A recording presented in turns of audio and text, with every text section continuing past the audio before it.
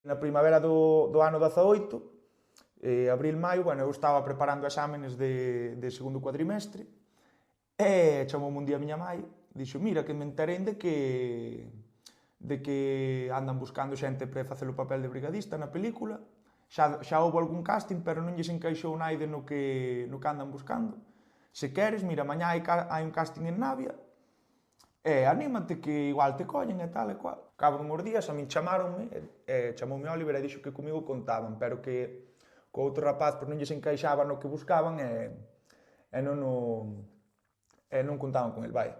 E pediume que buscara algún amigo meu ou conocido, deume unha serie de características que necesitaba que cumplira, que buscara e que lle lo mandara para facer un casting tamén. E, bueno, acordeime do meu amigo de David de Pozo, e chamei o tal, comentei o rollo, mandénllelo, gustoulles e tamén o colleron. Pero, bueno, que foi todo de rebote. Sentir que a túa zona que estaba tan olvidada que de repente a poen nun altar, pois, non sei, a verdade que faiche sentir orgulloso. Que teñan que vir de fora para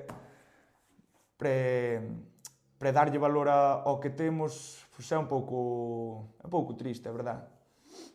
Que non nos damos cuenta do que vale o que temos nosotros. Pois a distribución como vedes aquí, o sea, a cociña no medio, despois estaban máis ou menos, para facernos unha idea, as cortes ao redor, tamén para aproveitar o calor, o sea, a corte das vacas aproveitando o desnivel na parte de abaixo e despois do outro lado os xatos, os cochos, toda a facenda. Para dormir, pois había unha alcoba dos patrois, que era o matrimonio máis vello, onde dormía, pois eso, os abuelos e algún pequeno moitas veces, e o resto da xente na barra ou nos traveiros, aproveitando as partes de arriba. Como eran familias grandes, o primeiro dormías en xergóis de palla para aproveitar o espacio, e despois, cando empezaron a ser un pouco máis pequenas, poñéronse tamén camas. Entonces, ao abrir a carretera, pois a xente empezou a obrar, porque daquela deixaban obrar, e empezaron a abandonar as pallozas.